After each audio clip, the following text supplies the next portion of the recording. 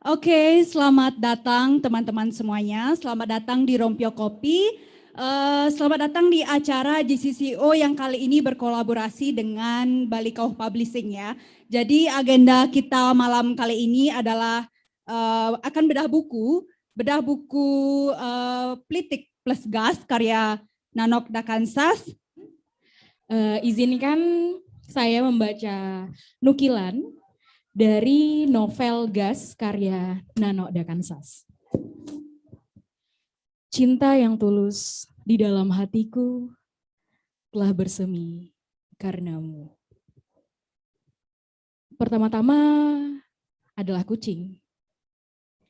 Kucing di mana-mana ya kucing. Suaranya mengeong untuk setiap apapun, lalu kita berpura-pura mengerti apa arti dari ngeongnya itu. Lalu untuk menyenangkan si kucing, kita berpura-pura bahagia. Dan sebaliknya, untuk menyenangkan kita, kucing-kucing juga berpura-pura bahagia. Kucing saja mau berpura-pura bahagia. Masa kamu tidak? Ujar calon presiden itu kepada asistennya yang pemurung. Siapa? Sahut asisten itu. Berpura-pura bahagia itu adalah juga bagian dari strategi. Siapa? Strategi itu modal dasar perjuangan. Siapa? Dengan memiliki strategi, berarti kita benar-benar serius, siap dan bangga dalam berjuang. Siapa? Nah, sekarang cuci mukamu. Muka kecil begitu sulit membuat orang percaya bahwa kita siap berjuang. Siap, Presiden. Asisten yang pemurung pergi ke wastafel, hendak mencuci muka. Di cermin wastafel, ia melihat bayangan wajahnya sendiri dan kaget. Di dalam cermin bening yang setiap 1 jam sekali dibersihkan oleh asisten rumah tangga itu, ia melihat wajah seorang laki muda berwajah tua. Tiba-tiba, ia ingin berpuisi. Terbuat dari apakah waktu? Jika kau katakan dari cermin, aku merasa sangsi. Karena setiap kali berdiri di depannya, seorang asing bergantian menatapku dengan cara yang tak sepenuhnya aku ingat bagaimana dia masuk ke kamarku. Asisten yang pemurung itu lalu melanjutkan pekerjaan. Pekerjaan untuk menerka-nerka strategi lawan, yakni calon presiden lainnya. Sementara di halaman rumah yang dijadikan posto penenangan itu, para wartawan berjubel menunggu. Gelas-gelas plastik bekas kemasan air minum berserakan. Kotak-kotak bekas kemasan nasi bermerek asing berserakan. Puntung-puntung rokok juga berserakan. Yang tampak bersih cuma satu, yaitu tempat sampah di pojok halaman. Untuk menyenangkan para wartawan yang berjubel itu, asisten yang pemurung mengambil inisiatif mendatangi mereka. Mengambil mikrofon, lalu bicara dengan nada dan intonasi yang sangat dewasa. Maaf, saudara-saudara, lama menunggu. Dapat saya sampaikan dalam jumpa pers ini bahwa Bapak calon presiden itu ternyata paham dengan bahasa hewan. Tadi saya melihat langsung Bapak calon presiden itu bicara dengan seekor nyamuk. Demikian keterangan yang dapat saya sampaikan kali ini. Maaf, kali ini tidak ada tanya jawab. Terima kasih. Sampai jumpa pada pertemuan selanjutnya. Asisten yang pemurung sekaligus menjadi juru bicara itu menutup jumpa pers, lalu masuk ke ruangan melalui pintu yang tadi tidak dilaluinya saat keluar. Beberapa menit kemudian, media-media massa memuat berita judul dengan besar-besar. Calon presiden itu mengerti bahasa hewan. Massa pun langsung terbelah dua. Yang satu belah bangga dan bahagia bukan main. Satu lagi sibuk membuli. Itu aja bangga, gitu aja dibesar-besarkan. Kurang kerjaan, visi misinya mana? Memangnya nanti kalau mau memimpin mau pakai bahasa hewan? Astaga, rakyat kok disamakan dengan hewan. Hu. Dengan hewan saja beliau begitu peka. Apalagi dengan rakyat. Negarawan sejati, pemimpin yang penuh perasaan, pemimpin yang berkarisma, pemimpin idaman. Satu-satunya di bumi.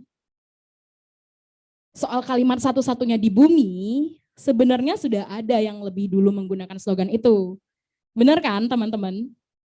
Yakni sebuah warung kopi tubruk milik seorang pengangguran kurus. Seorang pengangguran kurus ini banyak punya teman-teman yang baik. Konon teman-temannya itulah yang dulu mendesaknya untuk membuat warung kopi. Alasannya macam-macam. Salah satunya bahwa segelas kopi tubruk hitam dan kental adalah representasi semangat perjuangan bangsa Indonesia. Adalah representasi kesederhanaan moral bangsa Indonesia. Adalah representasi kesejukan spiritual bangsa Indonesia. Bangsa Indonesia yang asli, bukan bangsa Indonesia yang palsu, yang harus korupsi untuk membeli segelas kopi dan makanan berbau anyir di ruang-ruang ber-AC berisi tulisan no smoking. Ada juga yang mendesaknya dengan alasan bahwa kondisi sosial masyarakat tradisional saat ini sudah sangat individual, sehingga perlu dibuatkan semacam tempat pertemuan non formal, ya yang kalau bisa suasananya agar seperti di rumah sendiri. Seperti di rumah sendiri. Ngomong sih gampang. Persoalan yang timbul belakangan adalah bahwa seorang pengangguran kurus itu setiap hari kehabisan waktu untuk membuat kopi, nyuci gelas, sendok, dan lepekan, serta tentu saja menyapu halaman warungnya. Ya, dia jadi tak punya waktu untuk ikut ngobrol seperti di rumah sendiri bersama teman-teman baiknya yang datang tiap hari tanpa menghitung waktu. Sekarang aku merasa seperti babu. Keluhnya pada suatu hari kepada istrinya. Istrinya tak menimpali. Istrinya takut keluhan itu akan panjang dan memicu pertengkaran bila ditimpali. Makanya kasih tahu mereka atur waktu. Datang jangan setiap hari dan tak tentu waktu macam sekarang ini. Timpal istrinya pada suatu hari, berbulan-bulan sudah seorang pengangguran kurus itu mengeluh. Mana bisa begitu sayangku, orang beli kopi kok waktunya diatur. Sahut seorang pengangguran kurus itu putus asa. Makanya kamu jangan mengeluh. Siapa yang mengeluh? Dulu kamu mengeluh, kamu salah paham. Dulu aku hanya bilang merasa seperti babu. Itulah, itu mengeluh namanya. Aduh, dasar perempuan. Aku mengeluarkan isi hati malah dituduh mengeluh. Mengeluarkan isi hati yang ada perasaan tak enak, lelah, sumpek, itu namanya mengeluh. Memangnya ada isi hati yang tak berisi perasaan tak enak, lelah atau sumpek? Mengeluarkan isi hati yang ada cintanya, ada rindunya, ada gombalnya, itu baru namanya tidak mengeluh. Seperti isi hatiku yang dulu kekeluarkan kepadamu itu ya. Embuh, kamu kok ngomong embuh? Kita kan bukan orang Jawa. Emang gue pikirin. Kita bukan orang Jakarta. Kok kamu ngomong emang gue pikirin? Biarin. Sekarang pakai ngomong biarin pula. Siapa yang ngajarin? Kamu. Kapan aku ngajarin? Itu barusan kamu juga ngomong ngajarin. Ngajarin itu kan bahasa orang Jakarta. Kamu kebanyakan nonton TV. Daripada kamu kebanyakan nyuci gelas. Nah, begitulah. Mereka jadi ribut bukan? Keributan suami istri itu tak berlangsung lama. Ada gerombolan orang datang membeli kopi. Gerombolan gondrong, pasti para seniman lokal. Seorang pengangguran kurus langsung menyalakan kompor, mengambil cangkir, lalu meracik kopi dan gula. Istrinya pergi ke belakang warung mencari anaknya yang baru berumur 5 tahun yang sedang asyik bermain dengan kucing. Hari sudah sore memang, mudah ditebak. Istri seorang pengangguran kurus itu pastilah akan menyuruh anaknya mandi. Astaga, kenapa sih ibu-ibu suka sekali menyuruh anak-anaknya mandi? Seolah-olah begitu penting ya mandi. Begitu pentingkah mandu itu, Ibu?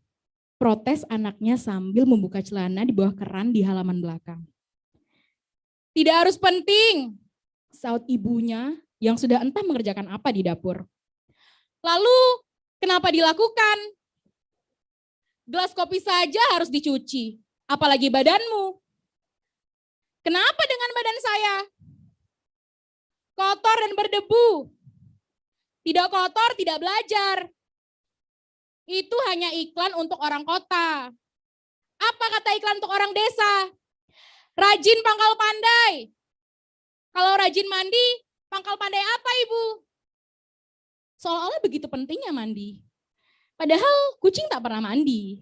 Ya, kecuali dimandikan oleh pemiliknya. Apakah kemudian orang bicara dengan kucing yang tak pernah mandi adalah untuk berita yang penting untuk dibicarakan? Jika yang bicara dengan kucing itu seorang calon presiden, jawabannya pasti iya. Buktinya media-media memuatnya dengan judul besar-besar, dengan huruf kapital, serta beritanya ditulis dengan kalimat-kalimat hiasan penuh keindahan. Kamu pernah bicara dengan kucing? Tanya seorang pemuda kepada pacarnya. Ih, enggak, ngapain? Sentak pacarnya. Aku cuma bertanya, kamu kok jawabnya ngegas begitu? Habis kamu nanya yang nggak penting. Aku cuma penasaran, soalnya aku sempat baca di berita. Berita apaan? Tentang calon presiden yang bicara dengan kamu. Cerpen maksudmu? Bukan, berita. Bebe, RIRI, teata. Berita kok kayak cerpen. Aneh ya? Enggak? Lucu? Enggak? Terus? Enggak ah, aku nggak komentar, nanti dibully. Kalau begitu, kita makan saja yuk. Sebuah gerobak bakso lewat di depan mereka. Kedua makhluk yang sedang berbahagia itu pun makan bakso. Yang pemuda ingin nambah, tapi dilarang pacarnya. Jangan nambah, siapa tahu ini bakso daging kucing, bisiknya. Iya ya, kamu mungkin benar. Pemuda itu lalu mengembalikan mangkok bakso dan membayar. Mas, maaf ya, apakah bakso mas ini dari daging kucing? Pemuda itu bertanya dengan sopan sambil menyodorkan uang. Pedagang bakso sangat tersinggung. Dia lalu mengeluarkan golok dari rongga gerobaknya, lalu menebas leher pemuda itu. Pemuda itu pun langsung mati. Oke, terima kasih. Itu dia pembacaan nukilan dari novel Gas Nanoda Kansas. Yang penasaran isi bukunya silakan beli dan hubungin Ayah Nanoda Kansas. Terima kasih, selamat malam. Terima kasih pembacaan nukilan yang sangat bagus dari Niken Putri. Sebelum buku Gas ini dibedah, ini ada sedikit prolog dari penerbit Balikauh Publishing ini yang digawangi oleh Pak Ibed Surgana Yuga. Ibed Surgana Yuga menurut profil dari panitia ini adalah sutradara dan penulis lakon pada Kala Nari Theater Movement Jogja. Pak Ibed udah masuk ya? Zoom. Udah, Pak. Nah, saya persilahkan Pak Ibed untuk memberikan sedikit testimoni Gas.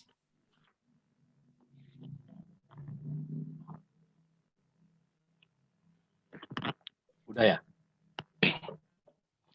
Oke, selamat malam teman-teman. Suara saya terdengar ya?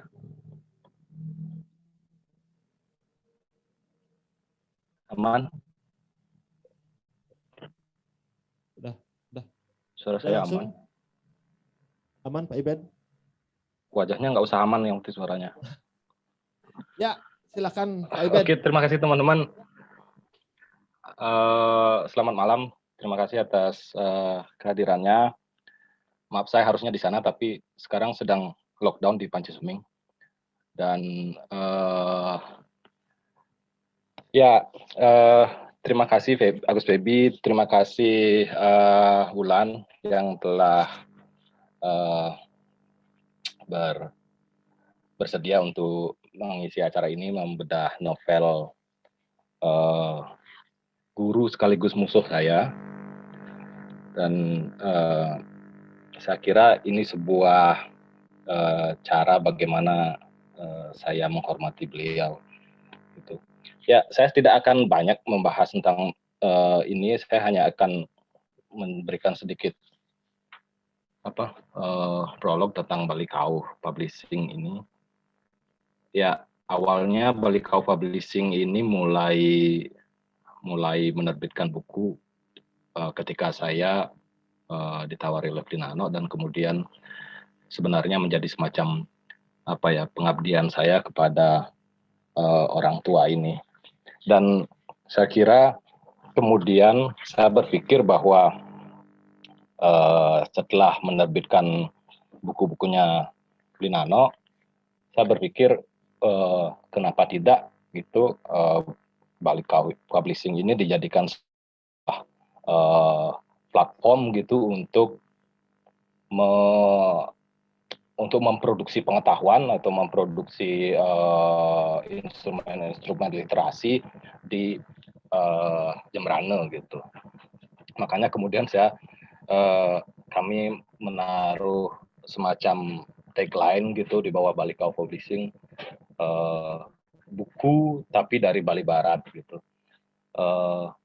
Bali Barat, Jembrane gitu, orang tidak pernah membayangkan bahwa Bali Barat atau Jembrane gitu menjadi sebuah tempat untuk menerbitkan buku dan sebagainya. Orang selalu berpikir tempat-tempat di luar Bali, Jogja, Bandung, Jakarta dan sebagainya gitu. Dan saya kira juga ini menjadi sebuah awal yang baik bagaimana suara-suara atau kreativitas dalam bentuk tulisan bisa diterbitkan dari sebuah pojok yang hampir terra incognito gitu dari Bali.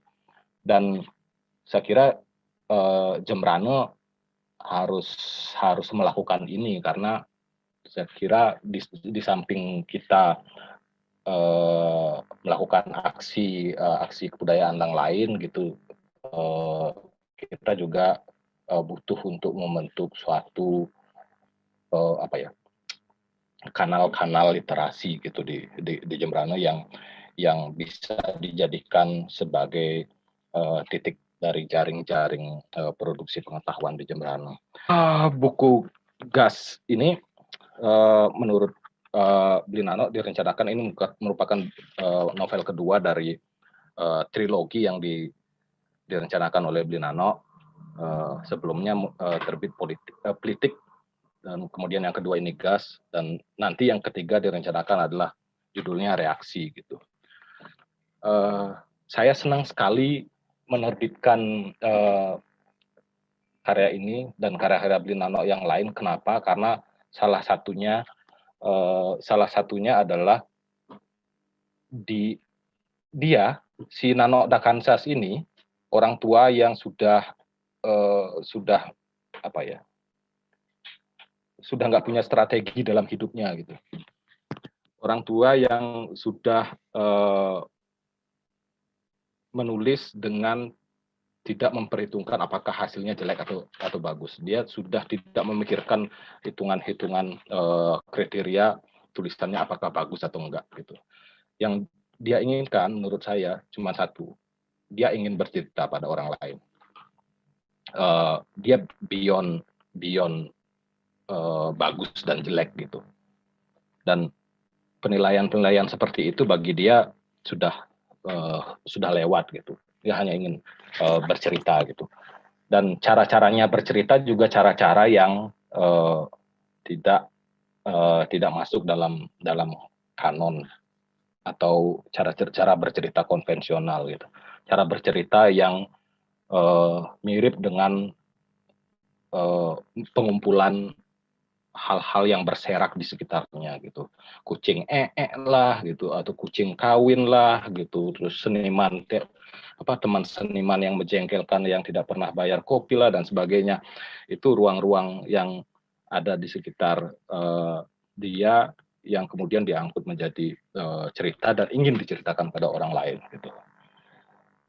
sebuah keinginan tanpa pretensi atau tanpa strategi untuk menjadi bagus atau menjadi jelek.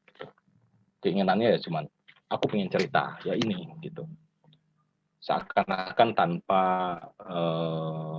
teknik, seakan-akan walaupun teknik itu sudah lebur dalam dirinya sebagai seorang penulis gitu. Itu saja mungkin dari saya. Terima kasih dan sekali lagi terima kasih teman-teman yang sudah hadir di Rompio Kopi semuanya. Saya nggak bisa lihat berapa banyak, ratusan mungkin itu ya. Puluh. Oke, terima kasih teman-teman. Selamat berdiskusi. Sehat semuanya. Salam dari Jogja. Terima kasih. Terima kasih Pak Ibed yang jauh dari Jogja. Dan terima kasih kepada teman-teman sudah menunjuk saya, mempercayakan saya untuk membedah novel ini. Saya membedah novel ini sebenarnya tidak hanya berpatokan pada suatu teori sastra ataupun membedahnya dalam arti mengkritisi gitu. Karena yang seperti Bli Ibed juga bilang bahwa Om Nanok itu sudah lebih dari itu, beyond negatif and positif, dan sudah hantamlah kritikan, dan dia tahu sendiri tentunya di mana letak kekurangan, kelebihan, dan apa yang sebenarnya ingin tawarkan gitu. Jadi saya mencoba untuk melihat dari segi pemaknaan, sosiologinya dan psikologi. Bagi saya itu menarik untuk dilihat karena bagaimanapun sastra tidak terlepas dari cerminan masyarakat. Itulah fungsi sastra.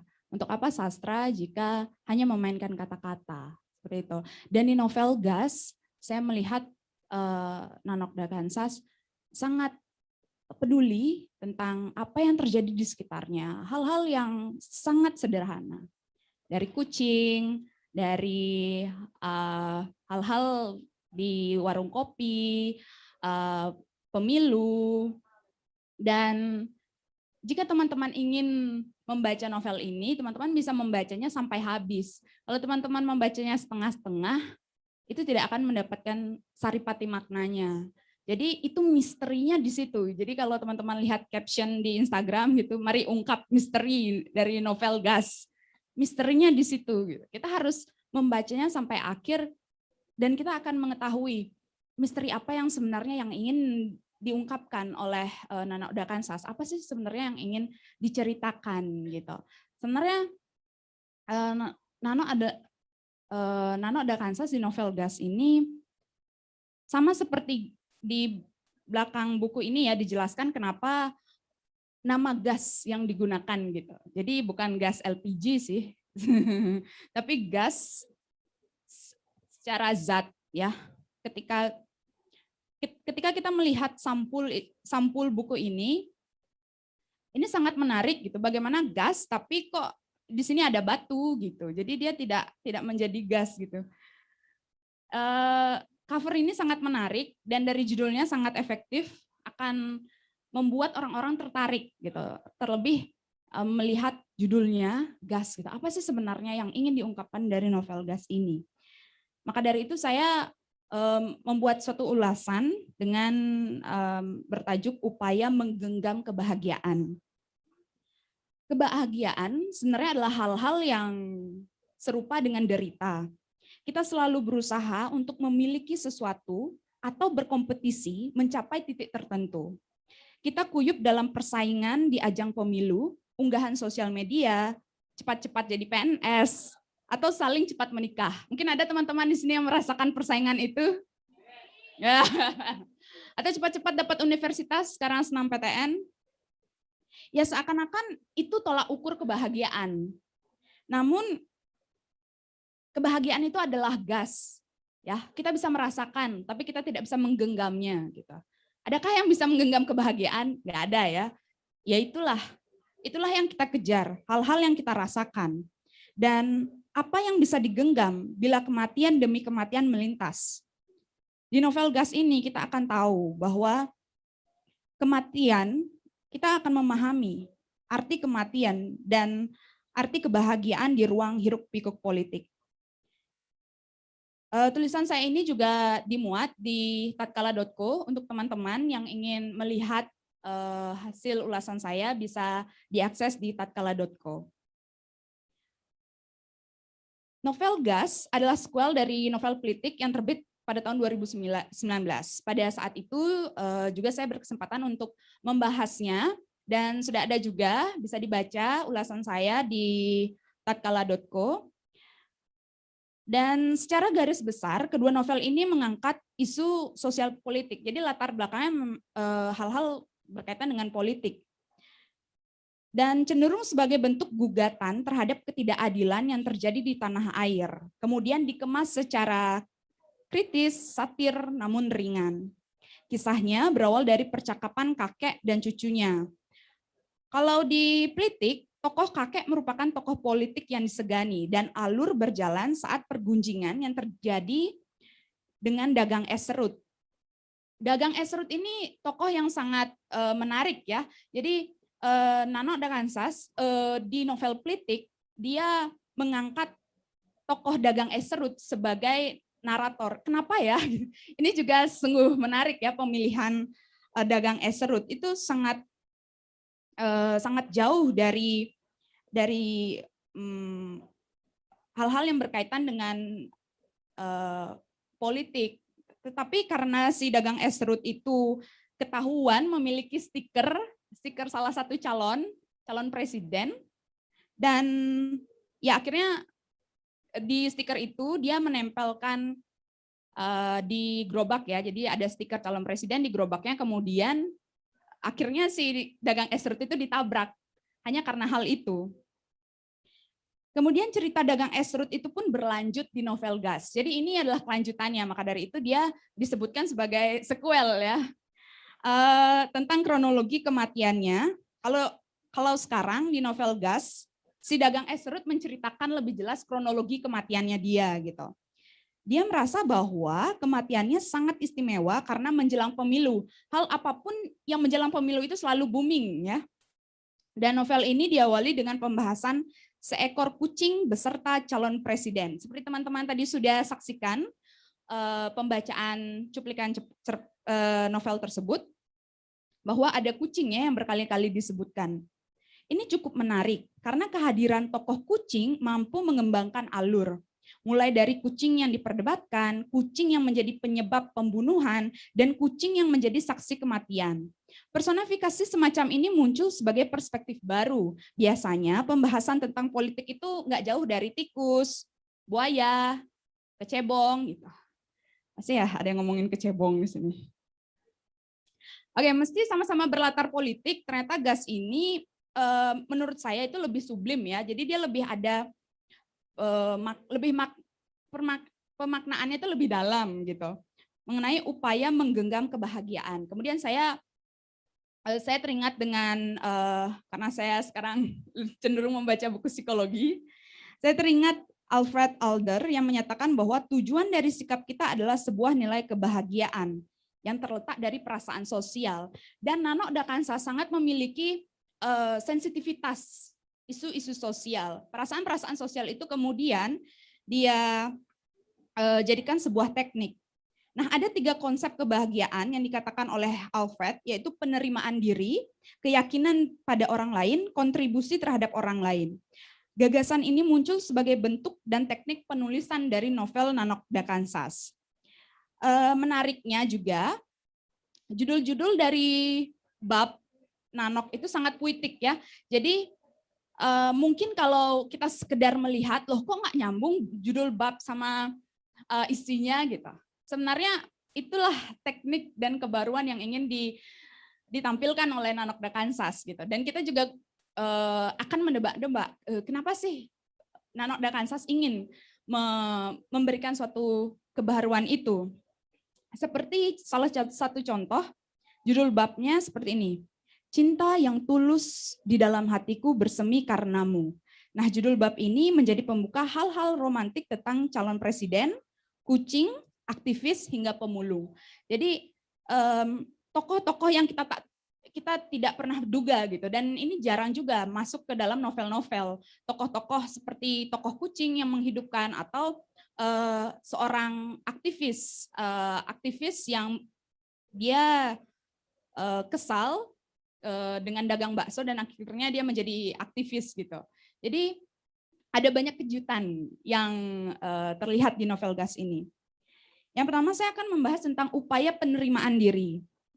Sapardi Djoko Damono menjelaskan bahwa sastra bukanlah sekedar pencerminan masyarakat. Sastra merupakan usaha manusia untuk menemukan makna dunia yang semakin kosong dari nilai-nilai sebagai akibat adanya pembagian kerja. Nah, penemuan pemaknaan penerimaan diri itu saya lihat dari halaman 92. Saya akan membacakannya. Dalam pelukan, seorang anak kecil bisa menjadi siapa saja. Dalam pelukan, seorang anak kecil bisa menjadi anak, menjadi sahabat, menjadi malaikat, dan malaikat ini menahan tumpah air mataku. Penggalan tersebut tersirat makna dari sebuah pelukan. Pemaknaan ini sebagai bentuk penerimaan diri terhadap derita yang dialami. Perspektif anak kecil ini membawa kedamaian di tengah carut-marut intrik politik, seperti itu. Kemudian, di sini juga menarik ya, ada kemunculan dagang esrut ini ya, merupakan cerminan pekerjaan rakyat yang jauh dari sorotan, namun menjadi korban dalam perpolitikan gitu. Biasanya kalau ada korban-korban politik, novel-novel itu biasanya mengangkat mahasiswa ataupun aktivis yang ditangkap. Tetapi Nanok justru memilih dagang esrut gitu ya. Seperti pada penggalan paragraf berikut. Jadi, gerobak esrutku berada sebelum peti mati.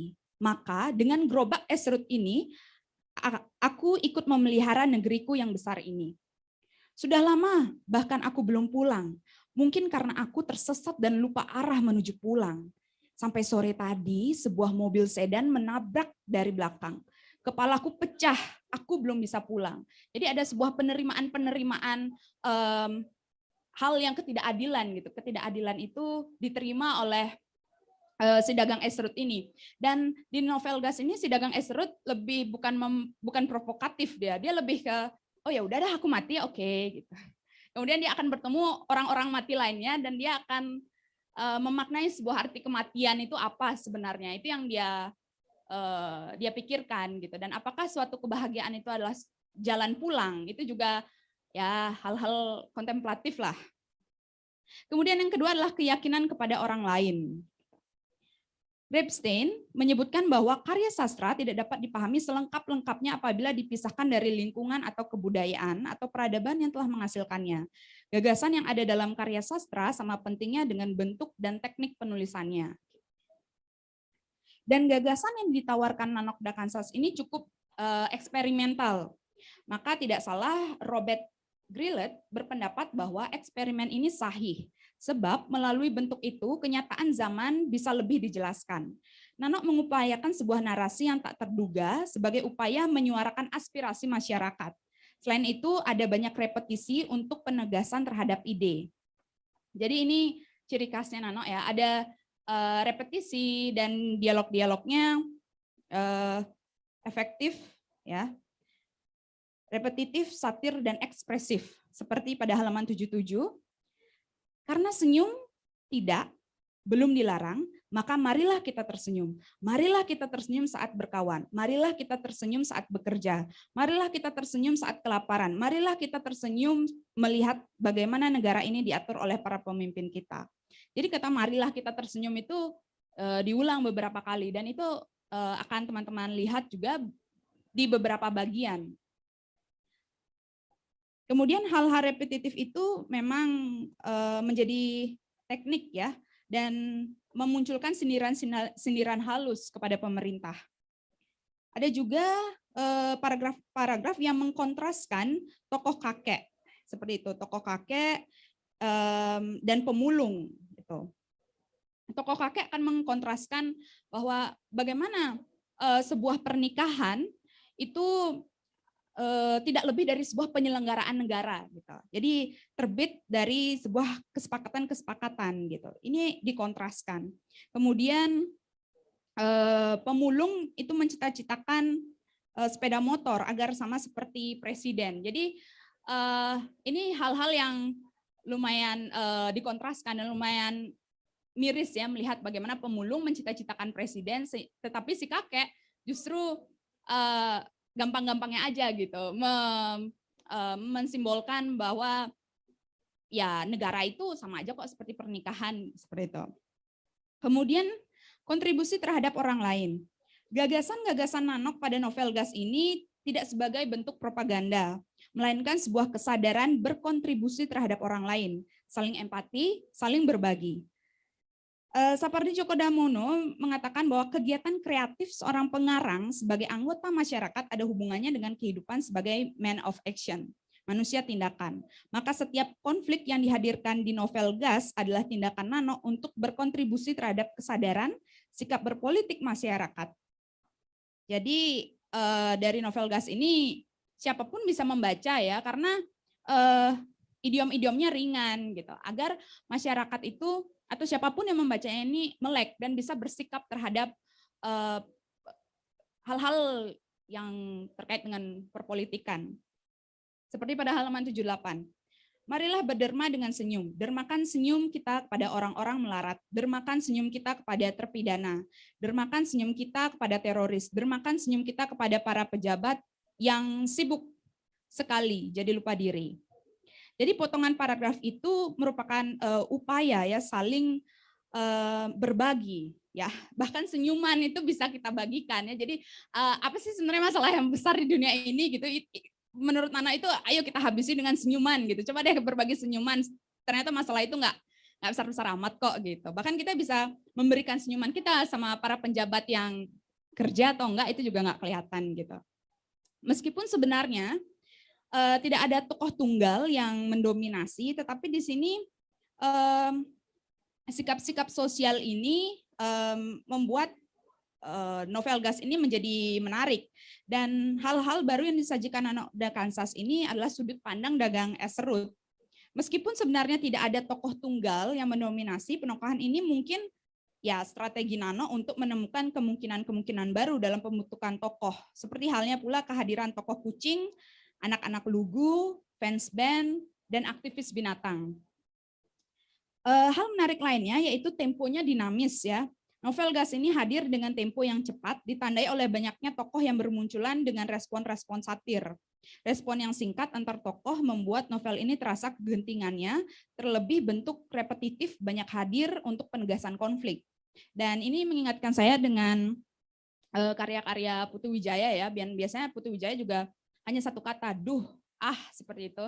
Dan banyak pergunjingan-pergunjingan gitu, dan lebih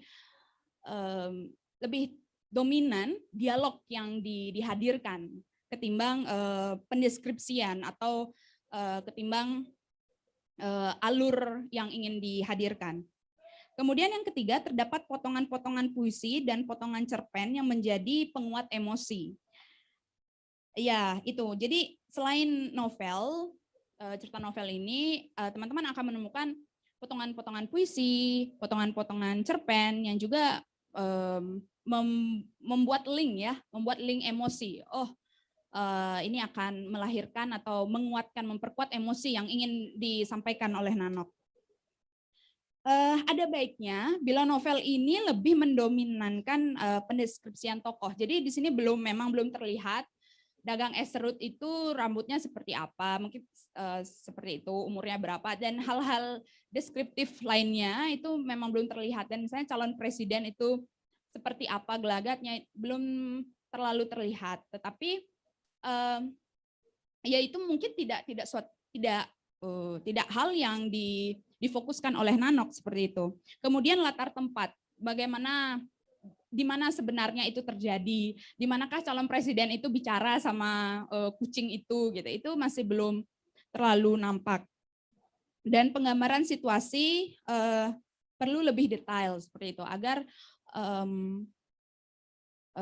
pembaca bisa mengimajinasikan atau ada di dalam benaknya suatu gambaran, atau mungkin itu sebuah strategi ya, kembali lagi bahwa itu strategi Nano untuk ya udah itu membebaskan pembaca mau seperti apa diterjemahkan, mau seperti apa, jadi tidak mengkotak-kotakan atau tidak mengharuskan pembaca agar sesuai dengan imajinasinya Nanok gitu.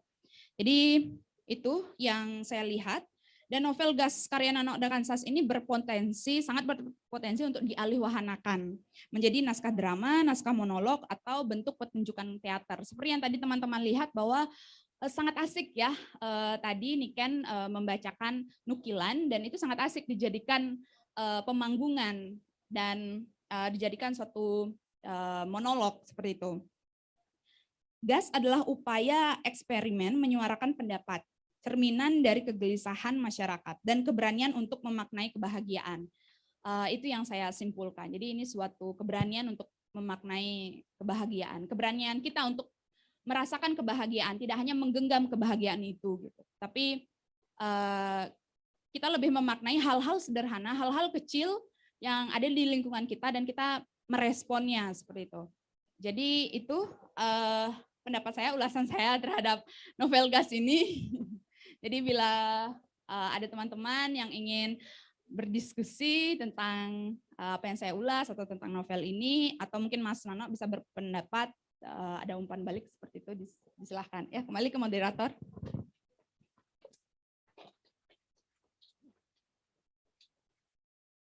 Baik, itu tadi ulasan dari Mbak Ulan mengenai novel Gas.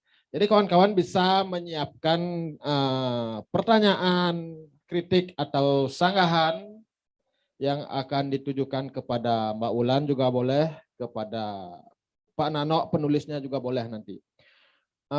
Silakan kawan-kawan di sini dan kawan-kawan di Zoom. Tapi sebelum ke kawan-kawan, saya juga boleh ya nanya sebagai moderator. Sejak awal novel Gas ini dikatakan oleh Pak Nano itu mirip dengan ether, gitu. Sesuatu yang kerap digunakan sebagai alat untuk menjelaskan cahaya. Absurd banget gitu pada awalnya di prolognya.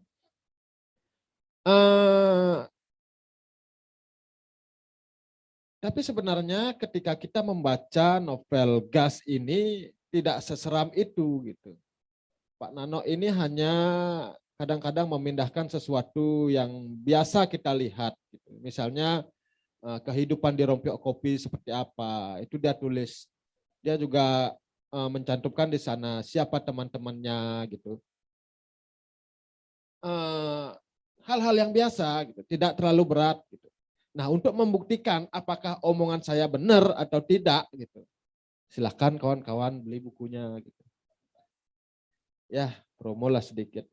Untuk pertanyaan ke Mbak Ulan sebelum ke teman-teman di sini dan di Zoom, saya ingin bertanya, pada novel Gas ini kan ada potongan-potongan puisi, kemudian potongan-potongan cerpen yang lain gitu. Secara struktur, secara bangunan gitu, apakah dia memiliki pengaruh di sana gitu? Apakah dia mengganggu bangunan cerpen novel Gas ini atau justru malah menguatkan gitu? Gimana kira-kira menurut pandangan Mbak Ulan ini? Iya ya, menarik ya. Bagi saya itu sah-sah saja ya, seperti tadi saya bilang bahwa ini suatu bentuk eksperimen, dan eksperimen adalah suatu cerminan dari penggambaran si pengarang gitu, penggambaran baru yang ingin ditampilkan oleh pengarang seperti itu. Dan seperti yang saya katakan tadi bahwa potongan-potongan puisi, potongan cerpen itu untuk memperkuat emosi sebenarnya. Jadi ada tokoh yang ingin menceritakan sesuatu tetapi tidak cukup dengan kata-kata, lebih baik kita buat puisi gitu. Jadi ini tidak hanya sepintas-sepintas saja dilakukan oleh Nano, tetapi yang saya lihat adalah Nano merasakan kegelisahan yang dialami oleh si tokoh, dan nampaknya tidak bisa hanya dideskripsikan saja emosinya, tetapi bisa diwakilkan oleh potongan puisi ini seperti itu. Jadi itu sih menurut saya ada teknik-teknik kebaruan, dan itu adalah misteri juga gitu, dan itu adalah potongan-potongan mozaik yang kita tidak bisa memaksakan agar harus linier dengan puisi, potongan puisi yang satu dengan potongan puisi yang lainnya atau potongan cerpen yang lainnya, itu tidak akan mampu gitu. Tetapi yang saya lihat adalah Nano membangkitkan emosi pembaca dan emosi apa yang dirasakan oleh si tokoh itu dengan kutipan puisi tersebut gitu. Jelas nggak? Oke, baik, terima kasih. Saya persilakan kawan-kawan apabila ada yang memiliki pertanyaan, barangkali yang berada di Zoom, operator gimana?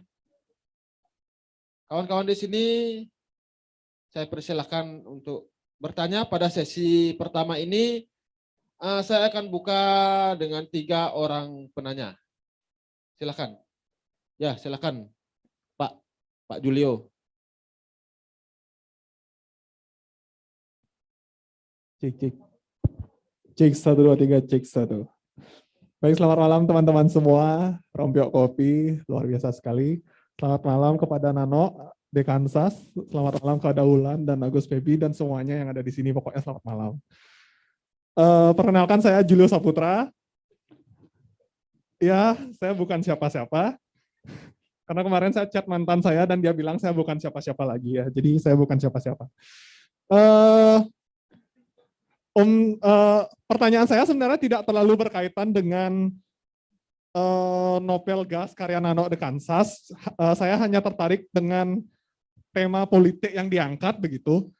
Saya sebenarnya penasaran apakah dalam penulisan karya sastra bermuatan politik terdapat kecemasan-kecemasan tertentu, terdapat ketakutan-ketakutan tertentu gitu. Mengingat realitanya apa yang terjadi sekarang, politik itu sensitif sekali, sensitif sekali gitu, dan bisa dibilang dinamis sekali gitu.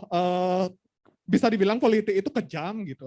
Yang salah bisa jadi benar, yang benar bisa jadi salah gitu. Dan sebenarnya karya sastra bermuatan politik itu kan juga bisa menjadi bentuk kritik terhadap pemerintah begitu kan. Nah, dalam penulisan karya sastra bermuatan politik, apakah ada kecemasan-kecemasan tertentu, Om Nano? Dan kalaupun ternyata ada, gimana cara mengatasi hal itu gitu? Gimana caranya teman-teman agar menulis karya sastra bermuatan politik nantinya itu bisa lancar tanpa dihantui rasa takut terhadap politik yang dinamis begitu? Baik, itu tadi dia pertanyaan saya. Mohon maaf apabila terdapat kesalahan yang baik disengaja maupun tidak disengaja. Demikian pertanyaan saya, terima kasih.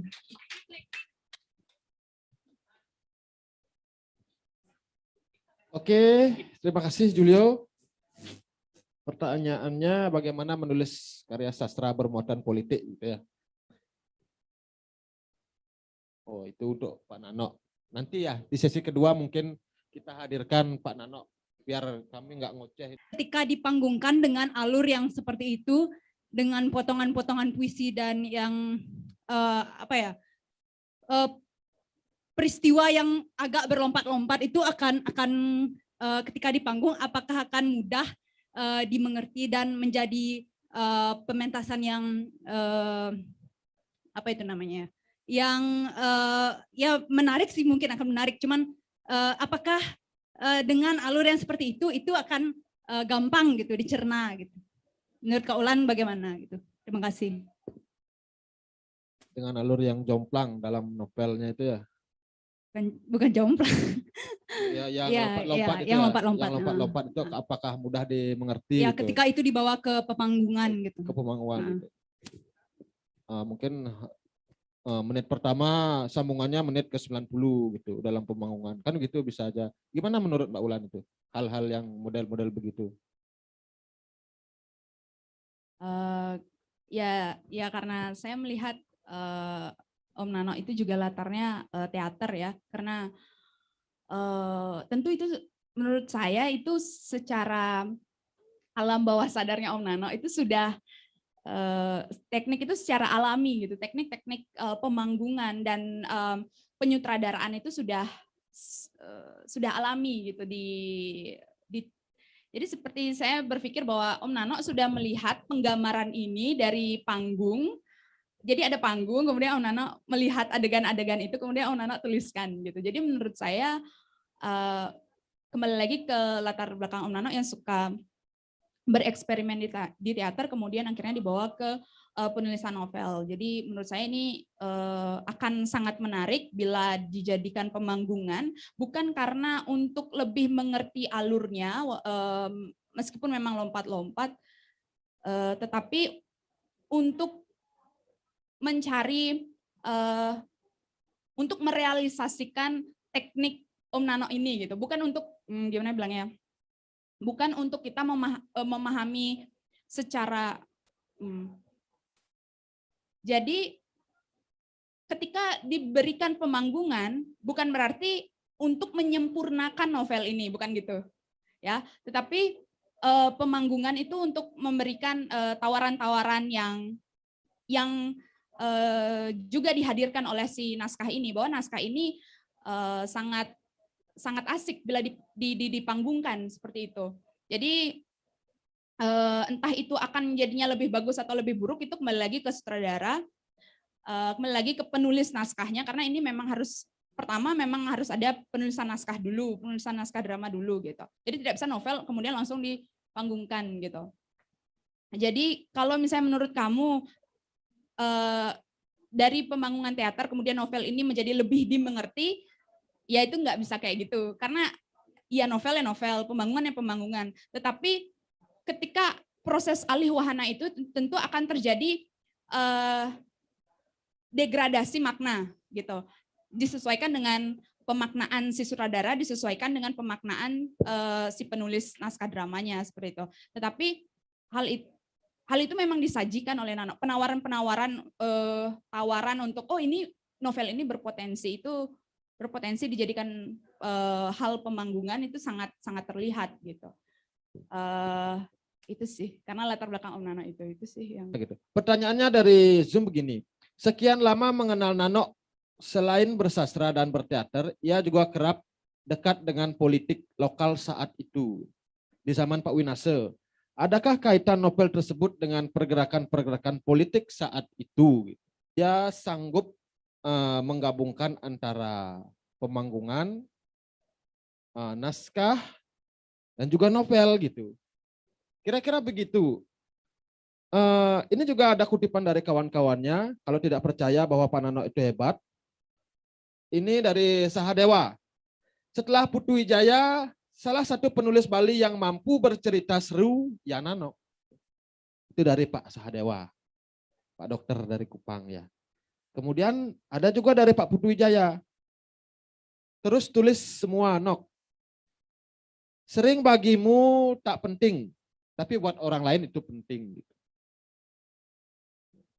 Itu testimoni dari kawan-kawannya. Satu orang lagi, silakan. Ada? Oke, silakan. Silakan. Aduh, ini sebenarnya deg-degan ya, tapi yang kayak tadi kakaknya bilang, kalau kucing aja bisa pura-pura bahagia, kenapa kita enggak? Kenalin, nama aku Chandra, aku siswa dari SMA Negeri 1 Negara. Jadi di sini aku ada pertanyaan untuk Kak Ulan. Kak Ulan tadi kan mengulas novel yang dibuat sama Om Nano.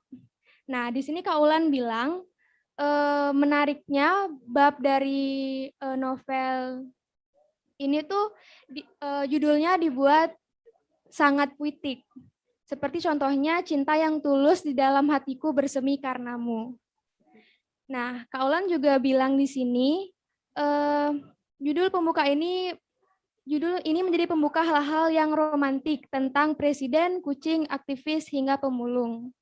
Nah, jadi aku mau nanya makna maksud dari hal-hal romantik di antara tokoh-tokoh ini tuh bagaimana gitu, karena aku juga kan kurang pinter gitu mengartikan, jadi gitu aku mau nanya maksud sebenarnya itu kayak gimana. Terima kasih. hal-hal romantik menurut saya adalah suatu hal-hal yang bersifat pribadi ya dari tokoh itu gitu. Bagaimana relasi antar tokoh sebenarnya. Kenapa sih kok bisa si presiden itu mengerti si kucing gitu? kenapa sih si dagang es serut itu mengerti keadaan psikologis dari anak, nanti ada anak-anak lugu yang meninggal, dia merasakan bahwa antar dirinya sendiri, antar dirinya sekarang dengan antara dirinya di masa lalu, antara dirinya sekarang dan dirinya di masa lalu, itu seperti berkontradiksi dan disadarkan oleh kehadiran pertemuan-pertemuan antar tokoh itu. Jadi ketika para tokoh ini bertemu, di situ letak hal-hal romantiknya gitu. Jadi hanya mereka yang akhirnya mendapati saripati makna dari sebuah pertemuan itu gitu. Hanya si calon presiden dengan si kucing itu yang mengerti arti di antara mereka gitu. Jadi nanti akan ada di bagian akhir bagaimana si dagang es serut itu memaknai si anak kecil itu, bahwa dia merasakan bahwa oh, anak kecil ini sama. Apa yang dialami anak kecil ini sama seperti diriku. Jadi saya memahami bahwa hal-hal romantik dan puitik itu bukan hanya sebuah romansa antara pacaran, tetapi juga sebuah empati. Ketika kamu bisa berempati, sebenarnya kamu sudah melakukan momen puitik. Nah, itu yang dihadirkan oleh Nano gitu. Interaksi antar tokoh yang melahirkan suatu makna itu. Jadi romantis di sini tidak bisa diartikan berpacaran atau hubungan-hubungan tentang cinta, tentang cinta-cintaan, tapi cinta yang dalam arti berempati, saling berempati. Untuk itulah ini sebuah kontribusi Nanok yang diwakilkan oleh tokoh-tokohnya berkontribusi untuk masyarakat, bahwa ketika kamu ingin berempati, ketika kamu ingin saling berbagi, ya nggak mesti bagi-bagi dana, nggak mesti berdonasi, dan nggak mesti gembar-gembor, cukup kamu membagi senyuman, cukup kamu berbagi hal-hal yang seru, cukup kamu bercerita sama orang-orang di sekitar kamu, begitu, tentang keluh kesahmu, tentang apapun, itu sih ya. Bagus pertanyaannya. Ya, itu tadi yang dimaksud. Yang dimaksud dari romantis dalam novel Gas itu ya, Dek Chandraya. Kita jeda sebentar. Lanjut ke diskusi ya untuk sesi kedua. Sesi kedua ini juga saya akan buka 3 orang penanya, jadi kawan-kawan silakan siapkan. Ini dari Zoom sudah ada, dari Edoy Langit Pesisir. Dia berkomentar begini, saya pribadi baca Pelitik menjadi nostalgia literasi ketika zaman era lupus karya Hilman, salah satu majalah Hai pada era 80-an. Salut dengan karya Om Nanok. Dunia literasi harus bangkit dengan cerita menggelitik sehingga animo anak-anak kita lebih suka dengan dunia baca. Ini karya yang perlu diviruskan ke sekolah-sekolah. Romantis dan picisan, tetap menggelitik, salam literasi. Itu pesannya Pak Nano, perlu diviruskan katanya ke sekolah-sekolah. Yang kedua dari Om Fajar Arcana, ini dia mau nanya, beliau mau nanya, Pak Fajar, Mbak Ulan, dengan 2 novel yang telah diterbitkan Nanok, di mana posisi beliau dalam dunia pernovelan di tanah air? Sudahkah beliau mencapai para novelis seperti Oka Rusmini atau Ahmad Tohari? Matur suksema. Gitu pertanyaannya. Ya langsung saja, mungkin langsung ditanggapi. Oke. Mbak Ulan. Ya. Untuk Om Fajar Arcana. Ya Om, Om Fajar. Aduh. Kalau dibandingkan novelnya Oka Rusmini dengan novel-novelnya Ahmad Tohari, menurut saya tidak bisa serta-merta langsung dibandingkan begitu saja gitu. Dan saya pikir motifnya juga berbeda ya. Jadi kalau saya melihat Om Nano dengan lingkupnya yang banyak bergaul di musik, teater, saya bisa mencari padanannya dengan Putu Wijaya. Tapi ketika mencari padanan dengan Oka Rusmini dan Ahmad Tohari, di situ kecenderungan yang saya lihat adalah keberanian untuk mengungkapkan gagasannya itu serupa, tetapi teknik penulisan dan pencapaiannya itu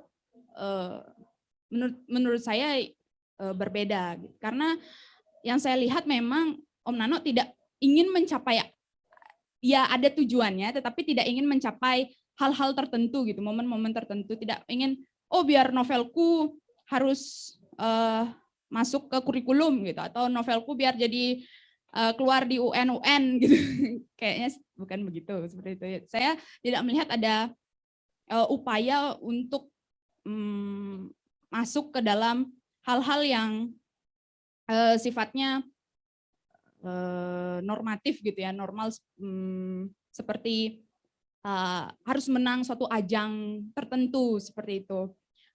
Karena yang saya lihat di sini memang upaya Nana untuk mendekatkan sastra yang berlatar politik ke anak-anak muda, ke siapapun, termasuk pedagang kaki lima gitu, termasuk orang-orang pengangguran seperti itu. Jadi Nanok ini saya melihatnya pendekatannya lebih agar siapapun bisa membaca novel ini dengan ringan, gitu, dengan kesadarannya masing-masing gitu. Tidak, yaitu menurut saya pencapaiannya mendekatkan sastra pada anak-anak, pada siapapun, semua golongan, yaitu, dan agar masyarakat bisa punya sikap berpolitik gitu. Tetapi cara-caranya Nanok itu memang dinamis dan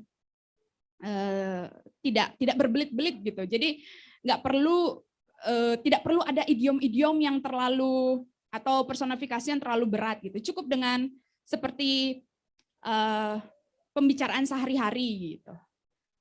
Gitu sih menurut saya. Sisi beliau ini maksudnya di mana? Hal-hal yang ingin disampaikan oleh Nano secara berbeda. Biasanya dia menyampaikannya dengan musik, dengan teater, sekarang ingin menyampaikan gagasannya dengan novel. Menurut saya pemilihan medium gitu. Jadi kalau misalnya disamakan tingkat kepopulerannya sebagai novelis, ya masih belum bisa disamakan dengan Oka Rusmini gitu. Karena ya itu tadi gitu. Target yang ingin dicapai itu berbeda seperti itu. Jadi kalau masalah populer di Bali sangat populer gitu, tapi biasanya Nano terkenal, Om Nano itu yang pemusikalisasi puisi gitu, Om Nano itu Bali Experimental Theater gitu. Tapi kalau Nano sebagai novelis, Nano itu yang novelis gitu, itu masih belum terlalu terdengar gaungnya gitu. Tapi sekarang ya Om Nano membuat identitasnya bahwa oke, aku membuat medium baru, yaitu menulis novel seperti itu. Oh ya, baik, terima kasih Mbak Ulan. Untuk sesi kedua ini, biar nggak kami berdua aja yang ngoceh, perlu juga kita hadirkan penulis gasnya. Saya persilahkan Pak Nano untuk memberikan sedikit testimoni tentang gas. Pertama-tama saya ingin ikut menjawab saudara saya, Fajar Arcano Budu, yang tadi bertanya.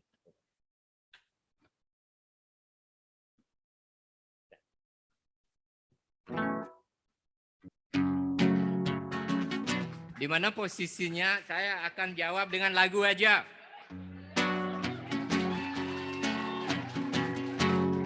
Aku tak berdiri, aku tak melayang, aku hanya di sini. Aku tak berdoa, aku tak sembunyi, aku hanya di sini.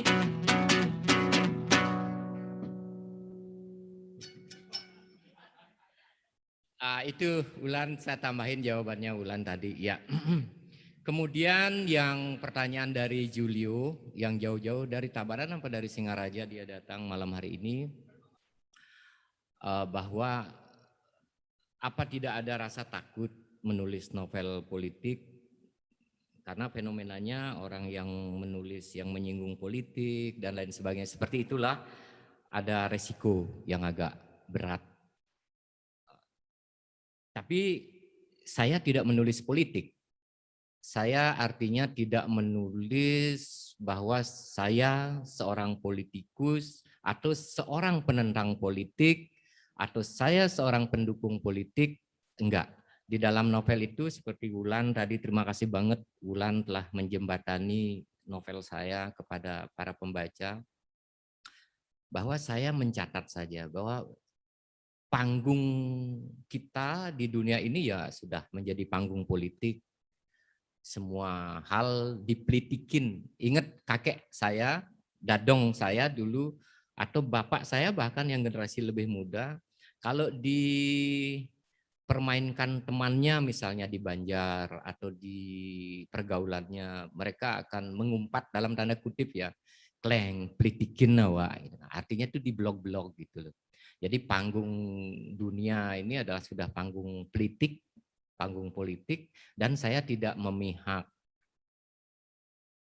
panggung itu, saya tidak menentang panggung itu, tetapi saya ada di dalam panggung itu dan saya tulis. Itu saja. Jadi saya tidak merasa beresiko apa-apa untuk menuliskan novel Plitik dan Gas ini, dan yang akan datang mungkin tahun 2032 akan terbit, itu judulnya Reaksi atau Badai di Atas Kepalanya. Untuk anak-anak badai mana nih? Kalian akan masuk novelku. Itu untuk Julio, semoga Julio bisa menerima keberadaanku seperti itu di dalam dunia tulis-menulis. Novel Plitik dan Gas karena membaca, ini buka rahasia aja ya, membaca status teman yang dicebong. Saya kesayangannya para cebong. Saya juga kesayangannya para, apa tuh namanya? Kampret. Cebong dan kampret semua sayang sama saya. Nah, jadi saya membaca status mereka di medsos, kemudian baca berita di koran-koran besar. Jadi itulah apa respon saya yang saya tulis di dalam menjadi bentuk novel itu. Itu saja, mungkin masih nggak ada lagi kan? Baik. Terima kasih atas waktu dan tempat yang sudah diberikan. Sebelumnya perkenalkan, nama saya Nimade Amrita Devanti, saya dari SMA Negeri 1 Negara. Saya ingin bertanya kepada Om Nano, sebelumnya saya masih anak kecil yang belum terlalu mengerti tentang hal-hal politik yang seperti yang sudah dibahas di ulasan novel Om Nano. Saya ingin bertanya, hal-hal anak-anak muda sepantaran saya itu, saya merasa dunia politik masih sangat jauh dari saya sekarang ini. Kira-kira apa hal yang bisa mendorong kita sebagai anak-anak muda membaca novel-novel yang bertemakan dengan isu sosial politik yang dibahas di novel Om Nano kali ini? Menurut saya ini perlu dibahas karena tidak banyak anak muda yang mengerti tentang politik, dan saya rasa politik itu sangat berat dan apalagi sifatnya itu dinamis ya, bisa berubah-ubah, bisa jadi seperti ini, bisa jadi seperti ini, tergantung yang memainkannya. Menurut saya itu saja yang ingin saya tanyakan. Menurut saya itu penting untuk dibahas karena kan di sini undangannya banyak yang sepantaran saya. Bisa, tadi sudah disampaikan sama Kak Ulan sebagai pembahas, khusus untuk novel Gas dan Plitik yang saya tulis, hanya rakyat biasa yang bercerita tentang dagang es serut, tentang kucing, tentang calon presiden. Nah, masa orang bercerita tentang calon seorang presiden itu politikus? Kan enggak. Itu loh. Jadi ringan-ringan sajalah. Sama. Tapi kalau Amrita bilang bahwa anak muda a priori atau takut sama politik, kalian kan sudah berpolitik. Ketika kalian memakai sandal jepit ke sekolah misalnya, itu sudah politik. Setidaknya kamu menunjukkan kepada sekolah, ngapain sekolah harus bersepatu saja? Saya sandal jepit, yang penting otak saya. Itu sudah sikap politik. Sikap politik. Politik jangan diartikan kepada pemerintahan, kepada legislatif atau DPR, enggak. Politik adalah suatu sikap berbangsa. kakek itu menjelaskan bahwa negara ini adalah sebuah rumah sakit jiwa yang kita sepakati bersama. Kalau negara adalah rumah sakit jiwa yang kita sepakati, perkawinan adalah ruang atau sal di rumah sakit jiwa itu yang kita kontrak. Kita ngontrak berdua, suamimu sama kamu nanti ngontrak sebuah kamar di dunia ini, namanya perkawinan. Terserah kamu mau kamarmu diapain, berdua sama suami, ya itulah jadinya. Dan itu juga politik. Kalau kita ngomong terus ke politik-politik. Sekali lagi di novel gas dan politik tidak ada politik praktis di sana. Jadi ringan banget. Ya itu tadi. Novelnya nggak berat ya, Dek. Ini ada lagi, Pak. Dari tetangganya Pak Om Fajar Arcana. Apa yang diperjuangkan dalam novel Gas? Itu pertanyaannya, Om Fajar Arcana. Tidak memperjuangkan lebih daripada bahwa setiap hal seperti Hairil Anwar, sorry aku ini bukan original, semua punya tempat, semua layak dicatat. Itu aja sebenarnya. Makasih Om Fajar yang sudah sampai suntuk malam ikut. Mohon doa restunya. Itu. Udah. Jadi ya pertanyaannya Om Fajar ya mungkin jawabannya sudah jelas ya. Om Nano menulis itu nggak ada pretensi apapun, nggak ada ideologi yang dituangkan di sana, yang sengaja memang sebagai novel itu sebagai alat perjuangan sebuah ideologi, nggak ada di